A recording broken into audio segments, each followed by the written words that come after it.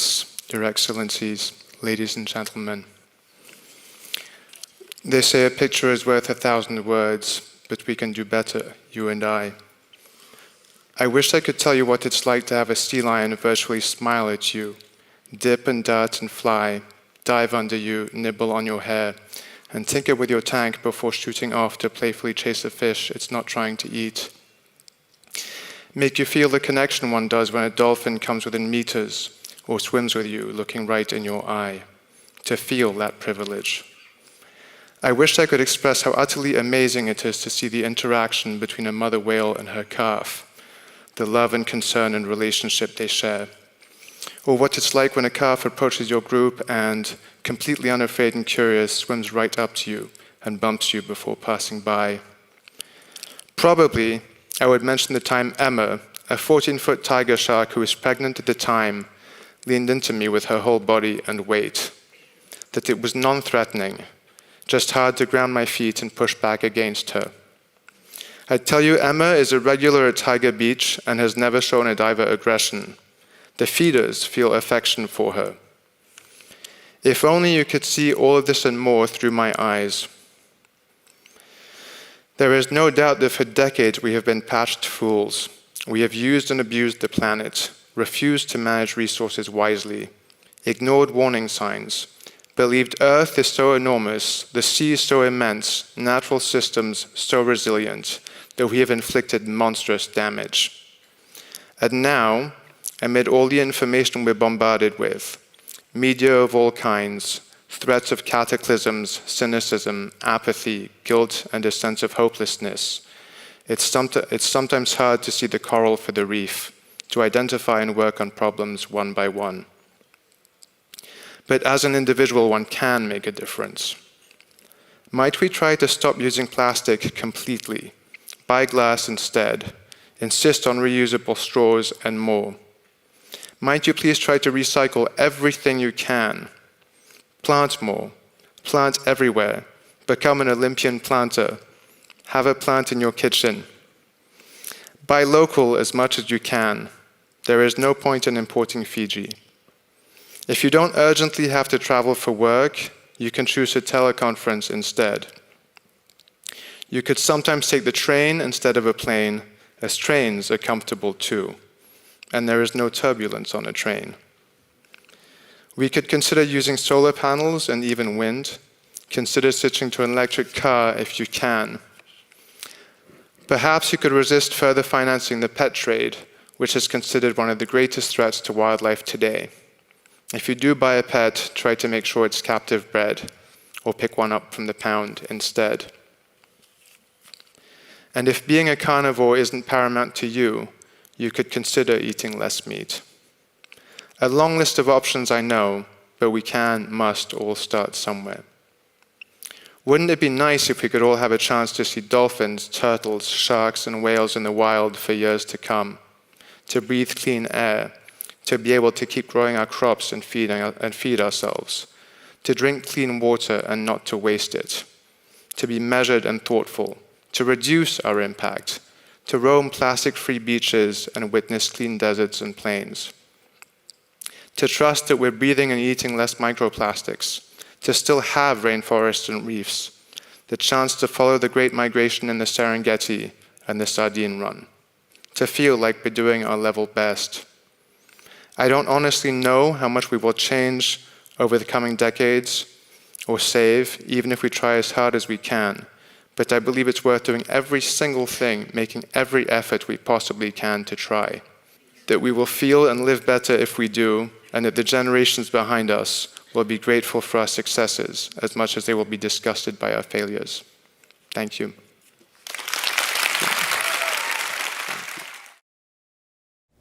Ya Ali Madat, welcome et bienvenue. Merci beaucoup. Thank you for joining us for another episode of Friday Night Reflections.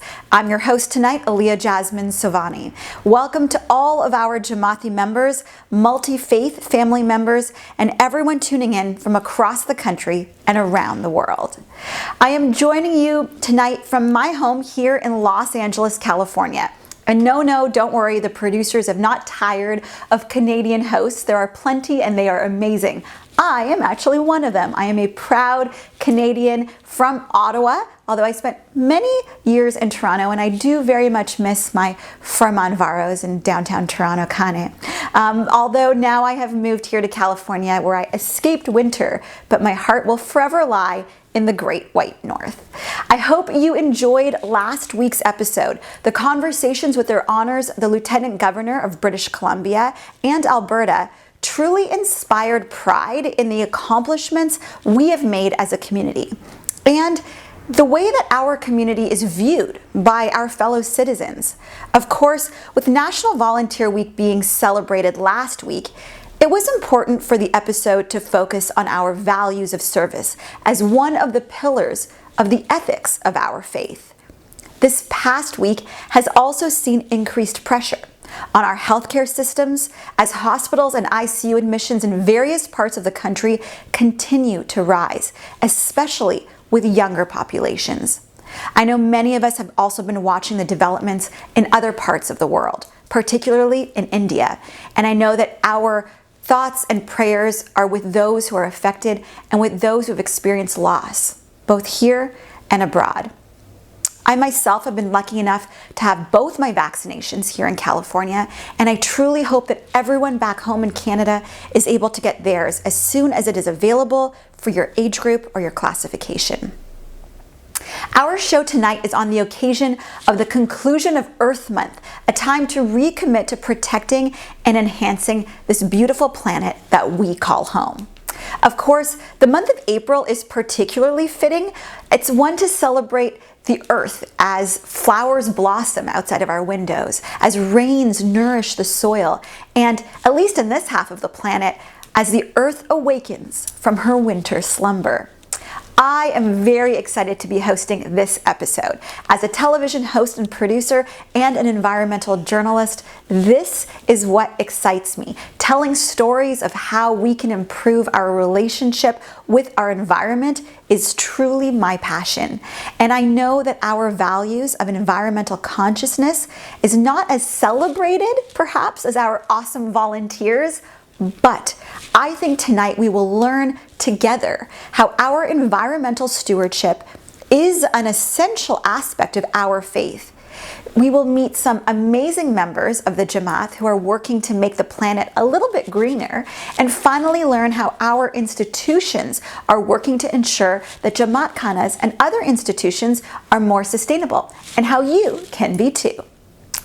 We will begin tonight with reflections from Alwaeza Hamida Babool, who will set the context for us, reminding us how our responsibility as trustees of this earth is deeply rooted in the Quranic tradition and the principles of our faith. After that, we will hear from several Jamati members on the remarkable work that they are doing to leave the world a little bit better than they found it. This will be followed by a conversation with Zakia Qasim. She's the lead for environmental sustainability on the Council for Canada, and some of the work currently underway in our own Jamati institutions to improve sustainability in our practices might actually surprise you. We will then end, as usual, with some musical expressions, celebrating Earth, nature, and our relationship to it. Okay. Now on to the theme of our show. The Holy Quran describes humans as stewards or khalifas of God's creation. Quote, "It is He who made you inheritors of the earth and elevated some of you above others in degree in order to test you in what He bestowed upon you." End quote. What does that quote mean for us? What guidance does our faith have for our relationship with our planet and our home? To help us set the backdrop, please welcome Alwaeza Hamida Babool. Bismillahirrahmanirrahim. Yali Madad and Ramadan Mubarak.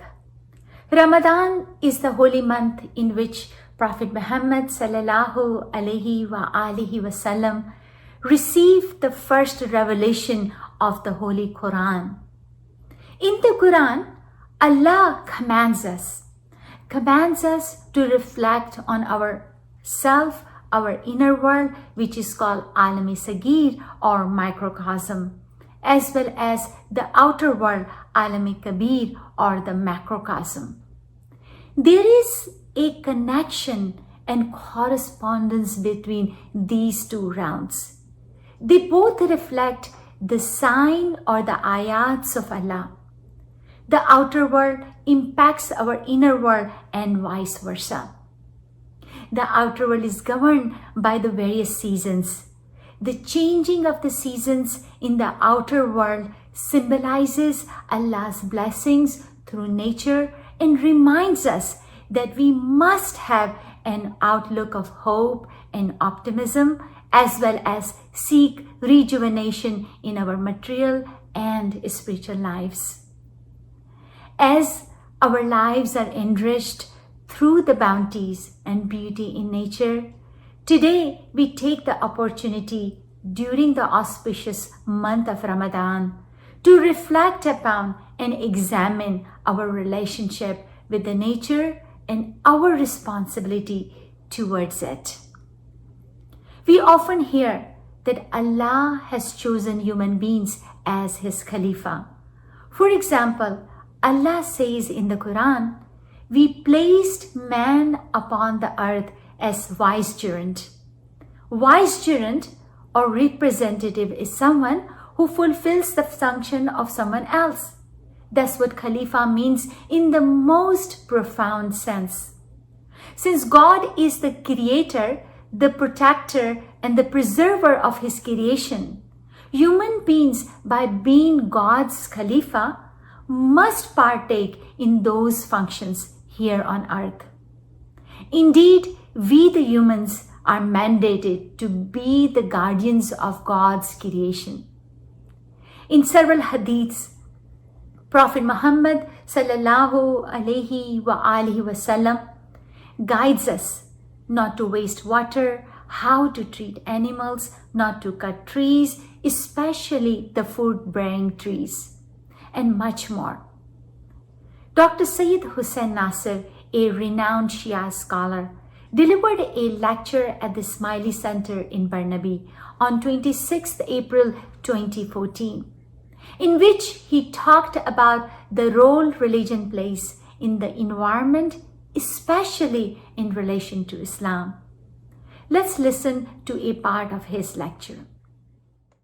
So the Islamic world intellectually has it much more easy, and culturally much more easy, because our culture, as I said, our poetry, prose, histories, and so forth and so on, are replete with a kind of cosmic dimension of Islam. And that goes back to the Quran. The Quran addresses not only human beings, but also the cosmos. There's a very, very strong sense in the Quran that Islam is not only for human beings. It's a cosmic reality. All creatures participate in Islam. And this is so strong and so powerful that if Muslims really come to themselves, it's much easier to be able to develop an environmental philosophy which would not be incongruent or with their religion or artificial, as if you add an artificial tail to a donkey. It's part and parcel of the Islamic worldview. That's what for centuries many missionaries accused of Muslims of being naturalistic, of Islam being a naturalistic religion. What appeared to the enemies of Islam at that time as being simply naturalistic shows the integrative power of Islam in being able to integrate the natural and the human. They're not separated from each other. They're intertwined. The word that is used for this wonderful journal, Sacred Web, is really a Quranic term, deep down metaphysically. There's a web that connects us all to God. And that is not only human beings, all creatures. كل شيء يسبح بحمده, the Quran says. It's not only us, كل شيء, all things, hymn the praise of God. And so there is this community that we share with all creatures. Birds are called communities in the Quran. It's not only the community in Vancouver or Toronto of human beings. Bees, birds, everything has its own community. And there's the total community, which really is the total creation of God. And there's nothing outside of that. And it's so easy to develop an authentic Islamic philosophy of the environment. The environmental crisis itself, for those who really have eyes to see, have the perspicacity, is both the proof of God's transcendence and the proofs of the interconnectedness of all beings. John Donne wrote, "No man is an island." We human beings are not an island unto ourselves. We cannot be happy without the happiness of the rest of creation. We have killed enough, massacred enough of God's other creatures. Now is the time to pay. And as a kind of Yom al-Qiyamah for all of us. And God will judge us in the future whether we are able to live in harmony and peace with the rest of His creation or commit suicide.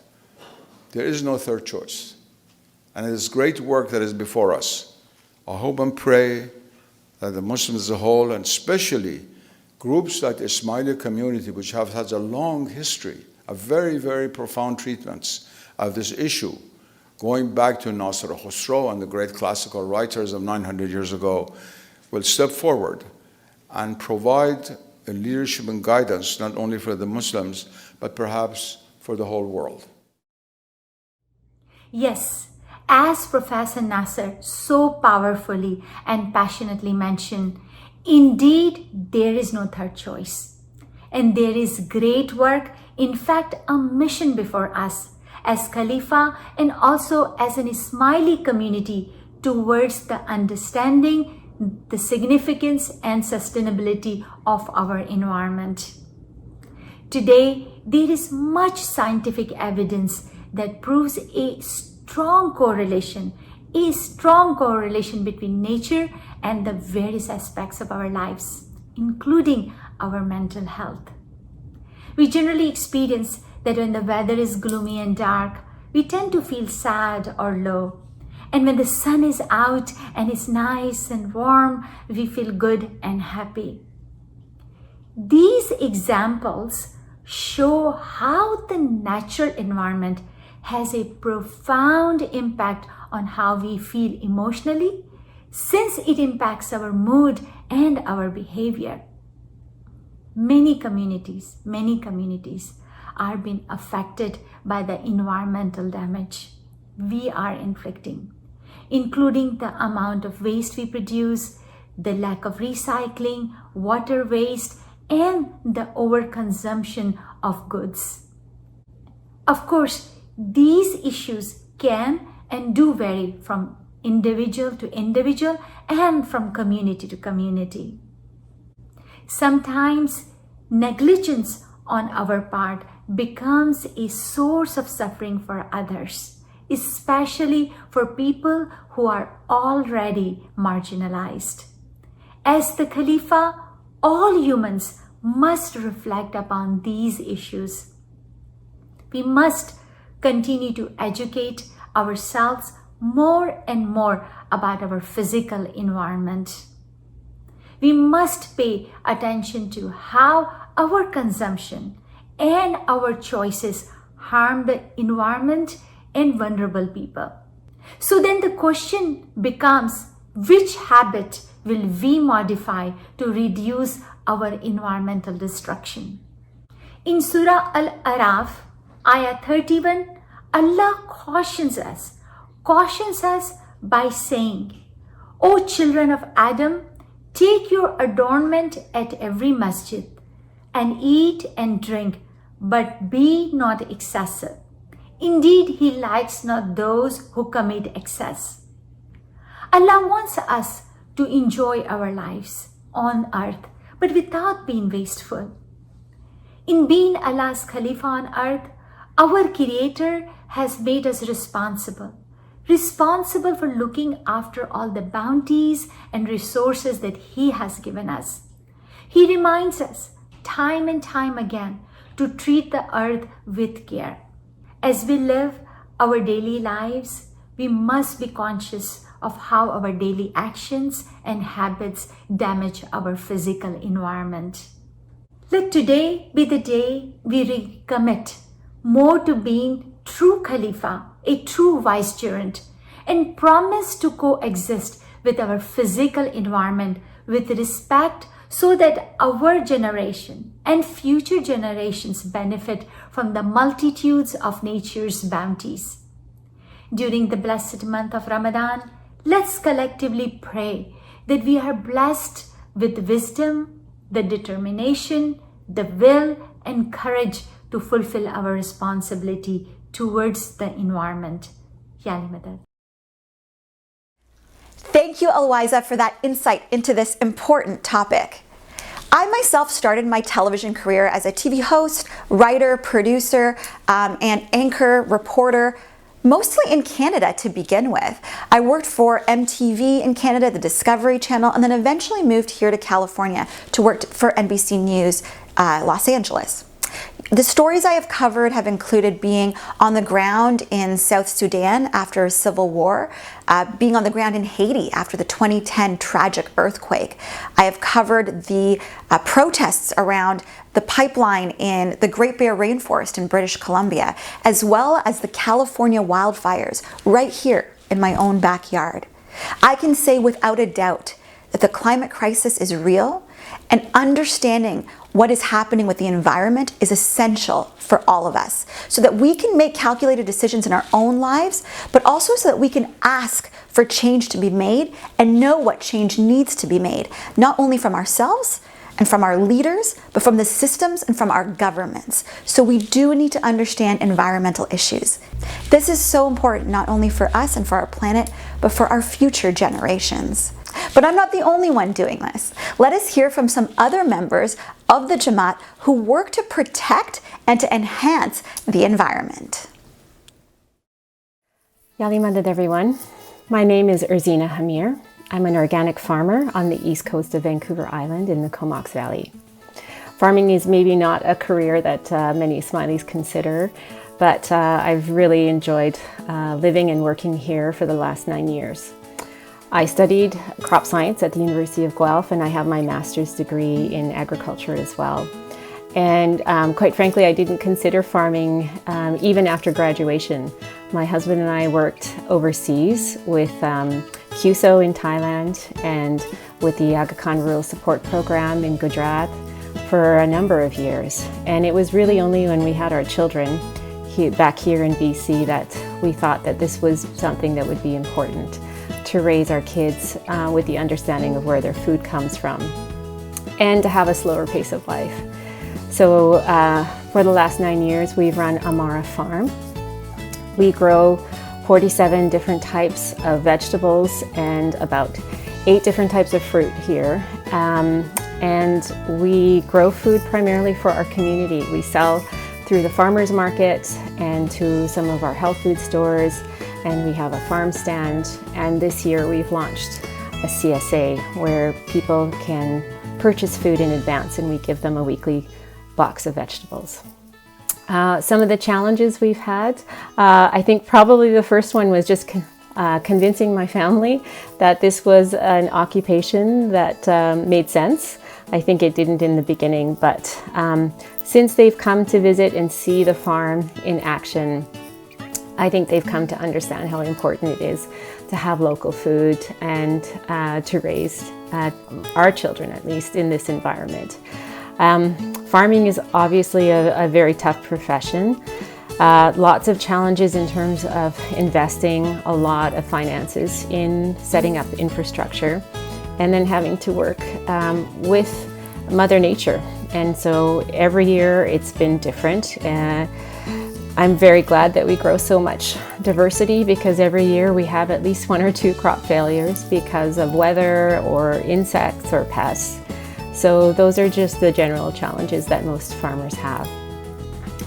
Why was I inspired to do this? I think this goes back actually to when I was quite young. I grew up in BC in Richmond, and I remember Hazrat Imam's visit in the late 70s, where he told our Jamat that service how important service and volunteerism was. And I really took that to heart. For me, farming and agriculture is about community building and community development. And that's the way that we run our farm. We try and create community around us, and we support the rest of the community. I started a Farmers Institute, and now that I'm an elected official, I have the ability to also put resources towards our farming community. So service to our community through food is something that's really important to us. We do farm organically, so there's no synthetic pesticides or fertilizers used on the farm. It's very important for us to feed our soils with nutrients that are healthy for all of the life forms that inhabit this planet. And so I think that also really speaks to the ethos of Islam, where we share this planet with all of God's creatures and have to nurture them as well as us. So that's just a little bit about Amara Farm and what we do, and thank you very much. Ya Aliya-Madad. My name is Rehana Rajabali, and I'm a water resources engineer working in the realm of resilient urban development. In my current role with the local conservation authority, I lead a team of engineering and technical professionals who work together to mitigate the impact of flooding and erosion, and to ensure that the Greater Toronto Area, as it grows, does so in a way that conserves our natural resources and preserves the function of nature's infrastructure, the valleys, wetlands, and ravines across our region. Practically, this means working on a wide range of programs, from policies or guidelines for managing stormwater, to green infrastructure projects, to flood warning and risk assessment programs. I feel so fortunate to be working in a role that's so deeply rooted in environmental planning and natural hazard management, because I feel it has a very tangible impact on the quality of people's lives. How have I responded to the call to be stewards of the earth? Well, this story goes back to when I was completing my engineering studies at Waterloo. And at the time, I very naively thought that I needed to go abroad to solve water resources issues somewhere else in order to serve humanity. But after I moved home and began working for the city of Calgary, I realized that there are plenty of challenges to solve no matter where we are. I was lucky. I had excellent mentors early in my career who showed me the true meaning of being a public servant. This idea of applying one's skills and knowledge towards the benefit of society and towards the benefit of our environment is actually part of the ethics of our faith. I think back to a conversation that I had 12 or 13 years ago at a gathering of friends where we actually sat down and looked at the AKDN Ethical Framework document. And I saw that our role as stewards is very explicitly articulated in that. And while I didn't realize it at that time, that conversation actually planted an important seed in my mind, and it helped steer my career towards the public sector. But I think that this idea of applying one's skills and talents towards improving one's community cuts across all industries and still factors into what we do in our spare time. But it's not an all or nothing approach. I know that I am definitely not the best when it comes to sorting my compost from my black bin garbage. But I do feel that I'm spending many hours of the day trying to work towards the betterment and the resilience of our city. I've also been lucky because even in the times when we've seen nature's true power unleashed, it's actually served to underscore the importance of this work. I remember when the 2013 floods happened in Calgary, I felt the value of having been part of a team that had helped equip the city with the tools to respond to that crisis. I remember spending the first night of the floods in our Jamati Institutions Emergency Operations Center, and then being called into the city's Technical Operations Center for the remainder of the week.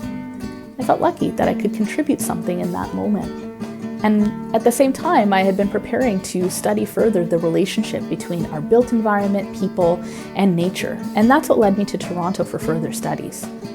And after that, it was those experiences in Calgary that led me into my career focus area of flood risk management, which I continue with here in Toronto. One thing that's interesting about this line of work is that it moves both fast and slow at the same time. On one hand, I always feel that we're racing against time, that the next big storm could happen anytime. and it could. So it's this constant push to try to get more data, more tools, more protocols in place before the next big one hits. So there's definitely no instant gratification in this field, but the change does happen. I see tools that we have worked on used in real flooding situations to help protect people and property. I look at maps of new development areas and see the patterns of land use built around preserving important ecological corridors. I see renewal projects that have taken 30 years of planning well before I came on the scene actually being constructed today. As for inspiration, I used to philosophically agree with the idea of leaving things better for the next generation, and of course I still do. But now that I'm a mother, it's also a very personal value too. Like every parent, I want my child to benefit from a better world. My parents instilled a love of camping and appreciating nature in me, and I want my son to be able to experience those same beautiful memories and hopefully pass them on to the next generation. Thank you. You know, one thing I've learned through my journey and what each of these remarkable members of the Jamat demonstrate is that working in sustainability and the environment can take on a variety of shapes and requires a variety of skill sets. But whatever you bring, you can make an impact. And even if you choose not to make an impact professionally, which I think you should, you still can make an impact in your home or in your community. To learn more about what the Jamati Institutions are doing to protect and enhance the environments, we will now hear from Zakia Qasim, the lead for environmental sustainability on the Council for Canada. Here we are talking a little earlier this week. Aliya Zakia, thank you so much for being here with us. I'm looking forward to talking to you. For us, what has the messages been from Maulana Hazar Imam and from the leadership in terms of the environmental impact on Jamat Khana operations? See, Maulana Hazar Imam has mobilized the AKDN Environment and Climate Committee. And one of the things that's happening is all institutions are reporting on their greenhouse gas emissions. So this is being done on a quarterly basis, and we all did annual reporting as well. So there very much is a focus on having institutions be responsible about tracking their greenhouse gas emissions and looking for opportunities to reduce their climate impacts. Wow, that's incredible. I had no idea that this was being tracked. And when I think of, growing up in Jamat Khana and going to Nandi, I think of the plastic bags that you bring Nandi home in, or the plastic wrap you put over, the dokra or whatever. Are there any initiatives in terms of improving sustainability within our Jamat Khana practices? Yeah, absolutely, Aliya. And the IVC has very much been a leader in this space. There have been teams that have implemented plastic bag bans across the Jamat Khanas. And there is a move to push towards a complete ban on the usage of plastic bags. Now, this is something that not just the Jamati institutions are doing, but the federal and provincial regulations are also moving towards a complete ban on single-use plastics. So we may indeed see some changes when we come back to Jamat Khana post-pandemic, and we're very excited to be introducing some of these changes right across the Jamat Khanas. And the other thing that the IBC has been actively doing is implementing recycling. So on your Kushali programs, for a number of Jamat Khanas, you would have seen recycling opportunities to drop off your materials into recycling bins, either for green bins or for blue bins, depending on the type of materials being used. And it's very much an important part of making sure that we are being environmentally responsible, while still, of course, enjoying these social activities. And, I'm curious about, you mentioned earlier tracking the greenhouse gas emissions. That's very fascinating. I'm curious if that we might see some of that tracking coming from transportation. I think of my grandparents, and they take transportation, both public and private, to get to and from Jamat Khana. Are those the kind of things that we'll be tracking when it comes to the greenhouse gas emissions? The Council for Canada has done its greenhouse gas tracking in accordance with ISO 14064.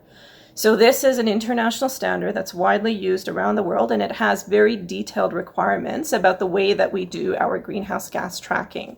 So anything that is under the control of our operations, so our Ismaili Transportation Committee buses, the ITC buses, for example, we would be tracking our GHG emissions with that. We have also done some calculations to help the Jamat understand what our emissions are. So for example, in 2019, pre-pandemic, our institutional greenhouse gas emissions were approximately 5,700 tons of CO2 equivalents.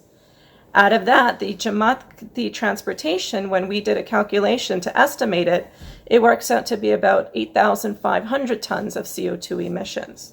So there's certainly opportunities for the Jamat to get involved at looking at its own carbon footprint. Hey, maybe we'll even have electronic vehicle charging stations in our Kane parking lot soon, right? You talk about how measuring can help. And I think it might be useful, if you don't mind, to simplify this for us. Can you, in the most simple terms, explain how measuring all of these, like measuring the greenhouse gases, how this data collection and the measuring will actually improve our sustainability? How does that work? So the way we do the measuring, and let me begin by saying that it's really important to have that baseline so that we know where our interventions can be to reduce the greenhouse gas emissions, number one. And number two is that we have a systematic way of monitoring how successful we are with our interventions.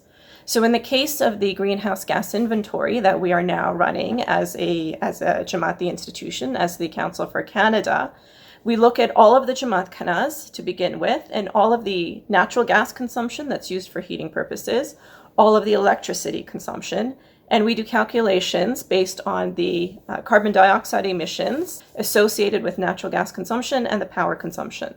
And this, of course, varies from province to province. So in Alberta, where we are still heavily dependent on natural gas and coal power, the emissions associated with electricity consumption are going to be much higher. But in jurisdictions like British Columbia or Ontario, where we have nuclear power or hydroelectric power that is driving the provincial economy, the emissions associated with electricity consumption are much lower. So by understanding the performance of our buildings, it helps us think through what kind of operating procedures can we implement to make our operations more energy efficient. And it's not just the consumption of natural gas or the consumption of oil for our vehicles or for the fuel for the planes that we're looking at, but it's also important to look at your upstream emissions. So we don't have emissions associated with oil and gas processing, but because we're consuming these fossil fuels, there are upstream emissions that we're responsible for through our patterns of consumption. So even that gets tracked as well. Wow, that's incredible. When you think of a lot of our Jamat khanas, many of them were built, a long time ago, over a decade or sometimes 2 decades ago, if not more. And I'm curious if there have been any discussions about the idea of upgrading them for the environment, things like, adding solar panels to the roofs of some of the khanas or things like that. Are those kind of things in discussion? Those kinds of things are very much in discussion, and I'm not going to say that we're going to put solar power panels on all of our Jamat khanas, but the discussions are happening about how can we reduce our greenhouse gas emissions. And there's a couple things that I think are quite interesting. So one is the first thing to do is to look at our energy efficiency of our buildings. So when we did our ISO 14064 greenhouse gas inventory, we also benchmarked the energy consumption for electricity and natural gas consumption for all of our Jamat khanas. So it gave us a sense of all of the Jamat khanas across Canada and how efficient they were operating compared to each other. The second thing that's happening is we have been, we're so blessed as a Jamat to be able to have access to murids who are rendering TKN to the Imam. And as a result of that, we have a number of environmental professionals that are working on some of these initiatives. One who is looking at energy efficiency modeling for one of our Jamat khanas that we know to be more energy inefficient, and to look for those opportunities on how do we make it more efficient. So we need to understand both sides of the equation. What can we do to reduce our energy consumption, number one, and then number two, what are the potential for alternative energy sources? Now, there's obviously a number of other factors that go into the decision making before making infrastructure changes to a Jamat Khana, but certainly those discussions are happening. You know, something that really excites me, and I have to ask you about it, is when it comes to talking about, greenhouse gas emissions or changes with the environment, I think sometimes what we forget in all of it is why we're doing it, which is the idea of spending time in nature and honoring nature and enjoying our environment.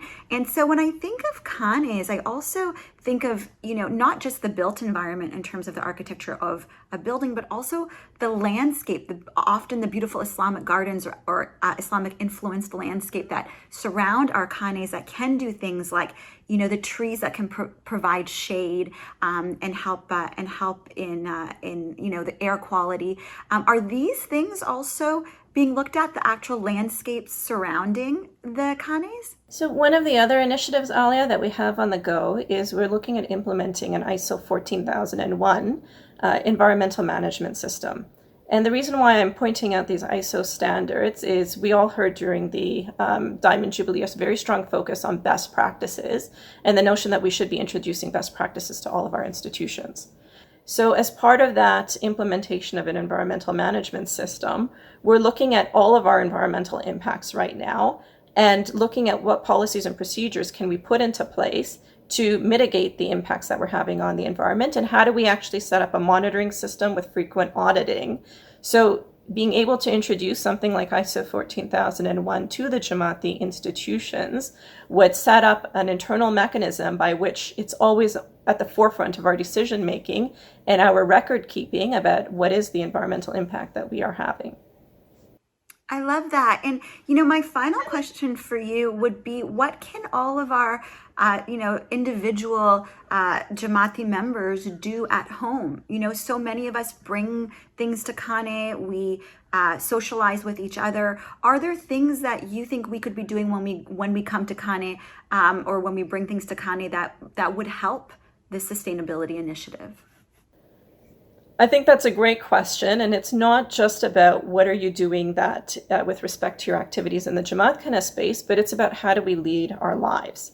So climate change is the biggest challenge that we face in the 21st century, and the key things that we need to do as a society, the key behavioral changes that we need to make is to reduce our dependence on fossil fuels.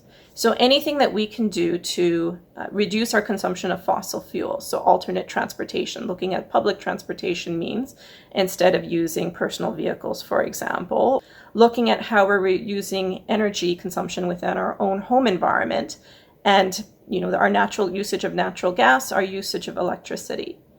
And then right across Canada, we have recycling programs and we have organic waste composting facilities. It's really important that we use green bin programs. And when those green bins are set up at Jamati functions, those green bins absolutely need to be used. Because when food enters into the landfill, the production of methane is extremely detrimental to the environment, and methane emissions are significantly more impactful than carbon dioxide emissions. So using the green bin program or the organic composting programs in the Jamat Khana spaces, but in our home environments, is also an important thing that we can all do. Thank you so much for taking the time to speak with us today, Zakia. It really was informative and very exciting that the Jamati institutions are being so progressive in terms of ensuring a future of environmental sustainability within our khanes. Thank you, Aliya.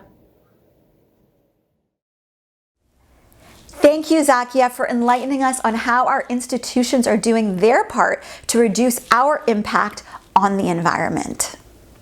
Before we go, this Tuesday is Laylatul Qadr, my favorite day of the year, which commemorates one of the most significant events in the history of Islam, when Prophet Muhammad, may peace be upon him and his family, received the first revelations from God. Join us on Tuesday, May 4th which is the 23rd night of Ramadan, from 8 p.m. to 12 a.m. local time at iicanada.live for a special joint program from the North American Jamat. Through prayer, reflection, and remembrance, we will take the evening to realign din with dunya, material with spiritual, and focus on the inward journey towards personal fulfillment and happiness. Now, as always, we end with some musical expressions. So thank you for joining us this week. Happy Earth Month. It's been an absolute pleasure to be your environmental host this week, and I hope you have a wonderful weekend. Stay safe, stay healthy, wear a mask, get vaccinated when you can. Have a wonderful evening. Ya Ali Madad.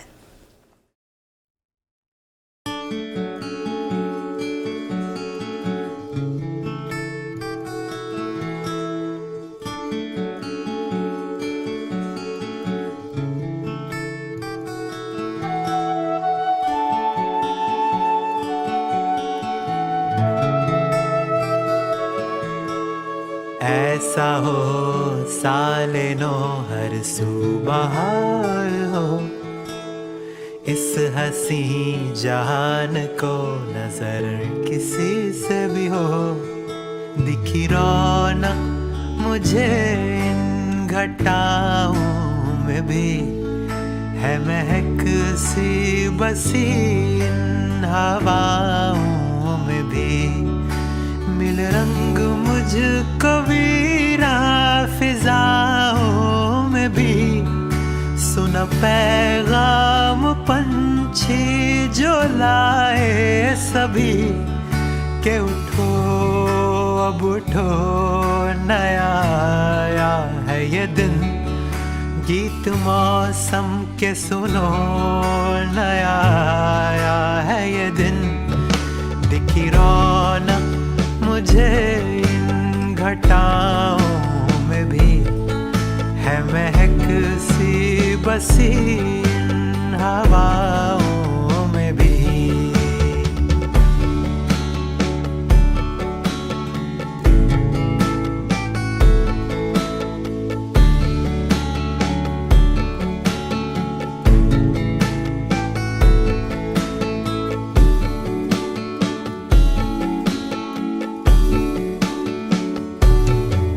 कली फूल खिल के बनी, हवा धीमी धीमी चली, खबर अब्र की भी मिली, दिखी मिट्टियों में नमी।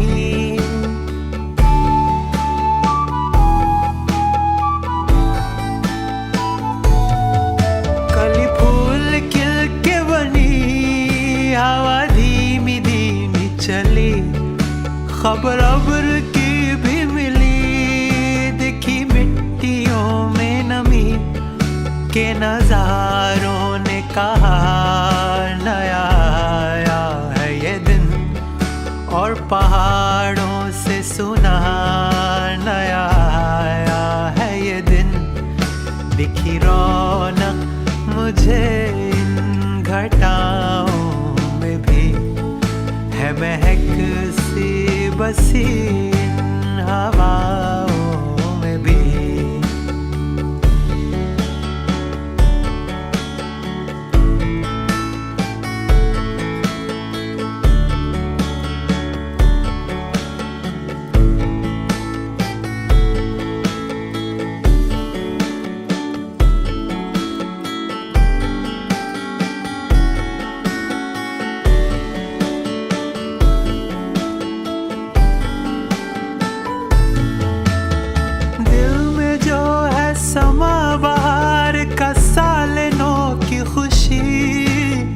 इल्तिजा तेरी जात से रहे बरकरार यूं ही।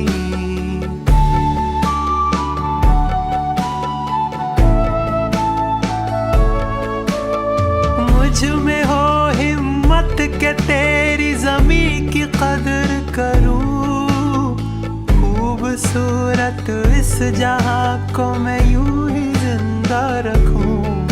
चलो अहद ये करें नया आया है ये दिन, नए अज़्म से हम जिए नया आया है ये दिन। दिखी रौनक